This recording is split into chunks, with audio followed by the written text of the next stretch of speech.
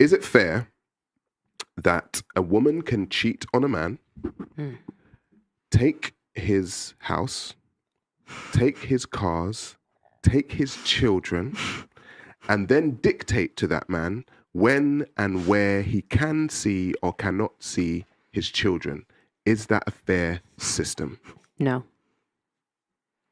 Oh, I don't think so. If she did the cheating, she has no room to say nothing. And if she did the cheating and she left, she chose to cheat and she chose to leave. So why would you're not going to get a prize for losing, essentially. And it's like, you can't dictate what someone does when you chose. But they do get rewarded, don't they? They do, unfortunately. Seems like a super fair system. Just so fair. So fair. Ladies, is that a fair system? Agnes? It was a very personal kind of thing, you know? It's like, again, like, it's a materialistic thing. So when we're looking from this perspective, what do we have even in life, you know? It's nothing ours, and we not really own anything, you know? In this situation, I don't know what happened between them two. Like, she cheated, clearly maybe man was like super awesome man, and he was like super awesome man. Then it's sad for the man that it happened to him, you know? But then again, like, you know, everybody kind of plays some certain part. Even that cheating happened. Why did it happen? Why it forced her or didn't force her, whatever, what that man didn't give whatever she wanted, actually. He had the house, he had money, he had everything. Did he invest time in her? Did he actually care enough, you know? But then again, that's a different matter and it's a personal, you know?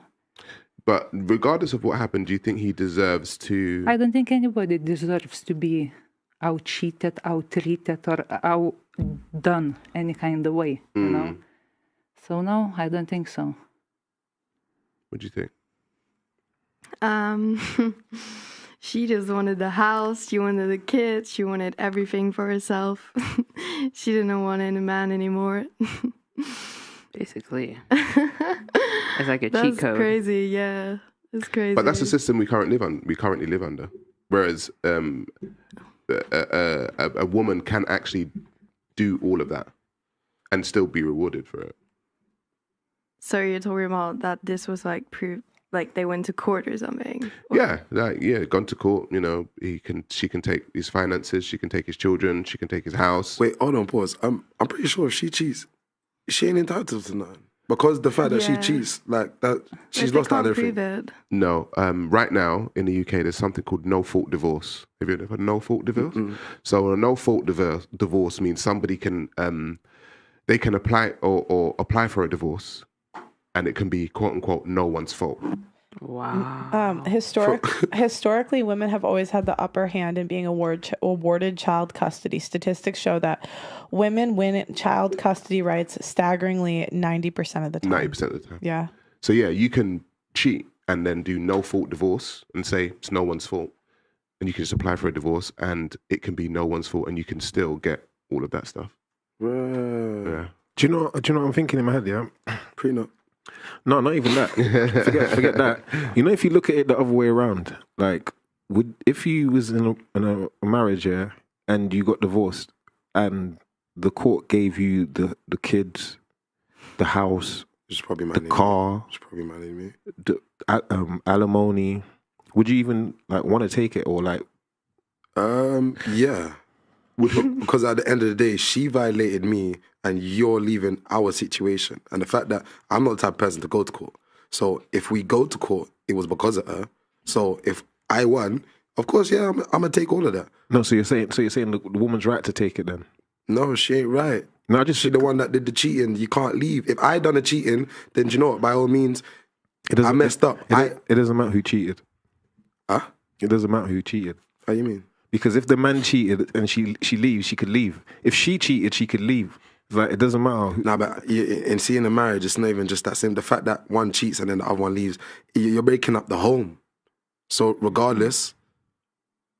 Yeah, but if you're breaking up the home, should you be the one that's getting everything? No. In all fairness, no. I don't believe so. Yeah. But what if it's like a a weird situation if the man cheats, but he has everything. Is he supposed to give everything to the woman because he cheats and he decides to leave? And that's another when that's thing. all. Yeah, because that's his. His. Well, a lot of the time, even when the man cheats, he still gets a lot of his stuff taken away anyway. So, like, he gets... Well, and what they don't talk about is that 1 in 4 marriages are sexless. So it's like if you're 1 in 4. So if you're starving your man of sex and he goes and gets it elsewhere, that's your own damn fault. I swear to God, I don't feel bad for you if you get cheated on. Nah, that's an agenda. If you're not sleeping with your husband and he forcing cheats it. on you, like that is your own goddamn fault. I swear to God. And some other girl says, you know what, I'm gonna do what she's not. No, but what's the A few moments later. So, ladies here, would you get married, or are you married? I was married, yes. Separated for the last 2 years, nearly 3. Went nicely. We went ways. Amazing man, amazing, awesome guy. Did you initiate the divorce? I did, yes, because I fall in love with somebody else, and I knew there's nothing that we can work on anymore, and there's my part is somebody else. Wait a minute. So hang on, so you had an amazing man. Yeah. And what you had an affair? No. But you found someone else. I didn't found it, just happened, Nothing just happens, man. Well, there you go. Everything happens for the reason. So that must be a reason. Where was he? So, like, how did you meet the other guy? So we moved in Canada, and that was like I think after 6 months later. Well, no, I'm saying like you had to meet him somehow, like at work. Yeah. You met another guy at work. Yeah. And then you fell in love with the other guy. Yeah. But you didn't cheat. You're saying it was like an emotional thing. Yeah. And then you realized you're in love with him. Yeah. And are you still with the other guy? No. Golly. So how long were you with the second guy? For 2 years. 2 years. Looking back, was it worth it? Of course, because it's a journey. Either we have to learn from our own lessons and our own mistakes, So even like getting married, I love the man, and I always gonna love him because he's Did you have my children soulmate. with your husband? No, I didn't. No. that sounds toxic, boy. So Which part? Which part? What do you mean? I just explained that like 5 minutes ago. That similar scenario. But like that's your life approach, That's how you live your life. So everybody, like we all unique, we all different. do you think that was? Do you think that was selfish? After you made vows, like you made vows that you're going to be with this guy for the rest of your life, blah blah blah. Yeah. Do you think it was selfish what you done? No. Really? Yeah. No, do you think it was a mistake? No. You lot put it in different ways. It's the same answer, guys. So if you're single now? Yes. So if you stayed single the rest of your life, would it be a mistake then? Probably not, because I'm quite happy with myself. So you feel contempt with how everything's gone on so far? Yeah. That's crazy. Absolutely. Man. If I'm speaking from like my perspective, if I was in your position, I'd be like, dang, I should have just stayed with my husband. Right. I would be, I don't know, because I want to get married. I want to like have a family, have kids, and just be able to like do the things that I've done with my family, do it with my kids and my husband. And so if I was in that position and like nothing after the divorce worked out and I was like, I left my husband for this. I'm not saying this to like make you feel bad anyway. I'm just saying it from my perspective. If I was it, I'd be distraught. I'd be running. Please. I'd be like, please, please, I'm sorry. If you don't mind me asking, how did he deal with the divorce? When you came to him and you said, I want a divorce, and found somebody else, how did he deal with that? He was super supportive. Super supportive. Yeah, he's like, man, he's like, it's so pity, because he's like, even before we got married, he's like, I had this feeling that we even like meant to be together, and he said even back then I already thought about divorce, And then he's like, I never said anything, so I thought we're gonna work through it. And then at the end of the day, it still came to that day that now you actually want to get divorced. So he's like, it's kind of mutual feeling, but at the same time, it's like so sad that we're planning so many different things, and we were so good together. Are you still friends or? Well, we're kind of friends, but we don't talk anymore, at all. Do you think love is a feeling or a choice? I think it's a feeling for sure. It's energy, and there's always always energy surrounding. So then, would you want to get married again? I do. Okay. I do. And I do believe that like we all have like our proper person to each other. So Wait. how long do you want to be married? For the next one. Wait. How long do you want to be married? How long? Yeah, so if you got married again, how long do you Again, like it's not even about the marriage. I just want to have that person, you know, to spend like the eternity with, you know. It's not even a lifetime anymore, you know. Yeah, so after so many experiences. I just want to explain how men like hear what you're saying. So when men hear this, and I think as a woman, like we understand what you're saying a little better, but when men hear this, it's like a red flag because that means you're going to go if you're just not feeling it. It is multiple red flags. As a man, listening to your story, I'm sitting here thinking, you ain't just gonna marry me and just be like, oh, well, I felt this way and I'm gonna leave and there's no way. If I heard that story as a man, I'm like, I ain't getting married to you. But exactly, and that's the point in life that I never go to anybody or everybody, even if I go to somebody that's always thought about it, it's always has to be like something. So in my life, there's in general, there's like, you know.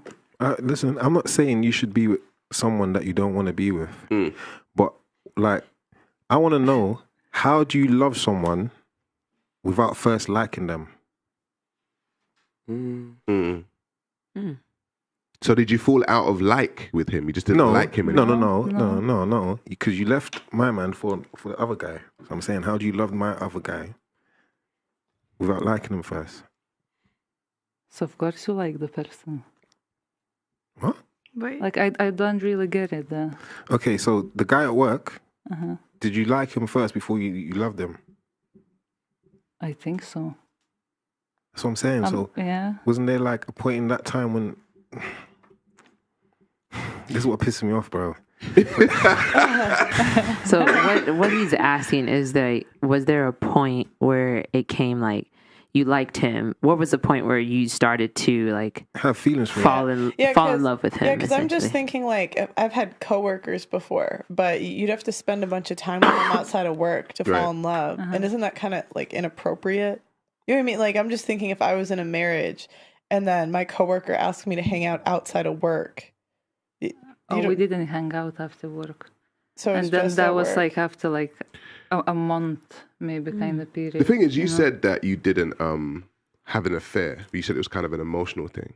It's very hard to believe for a man that a woman would file for divorce and there's been no sexual contact with this guy. You know what I mean? It's very hard for a man to hear. It would be hard to believe. Like, oh, it's just an emotional thing? No, we don't. I wouldn't believe it. Because that, like in my case, it doesn't matter even if I'm going to be with this new guy or not. I'm still going to be right on my own and like set everything clear now and let another person go too to move on with his own life. It's like if we're going to continue working, it's like, yes, we can reach that point where we can actually like learn to love each other again in the way like with maybe passion way or some kind of different way.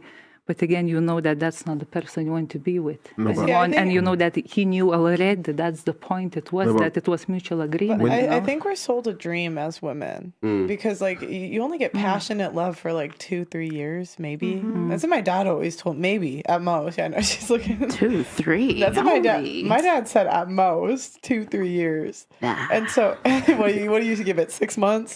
No, I'm like only 2-3 years. Yeah, that's it. Short. Yeah. See, if you had variety. Lifetime. Let's go.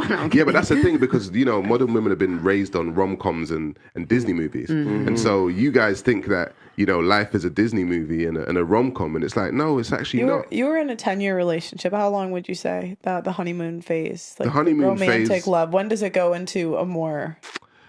3.5 years, maybe? Like it kind of switches. After 3-4 years... It's like, okay, now we're coasting in this, we're in this groove. Do you know what I mean? And so there are dips and there are like, you know, apexes and then dips and then apexes and then coasting. But yeah, that I want to see you every day and have sex with you 5 times a day type love does not last. It just doesn't. It does. Where? Show me it now. If you have 4 wives and keep telling these guys, honeymoon phase. Monday, Tuesday, Wednesday, Thursday, happy days. Your whole life is a honeymoon phase. Yeah. Hey, me and Jess are on the market, sister wives. 2-for-1 special. We're getting closer to 30 every day. 2-for-1 special. Yeah, my bank account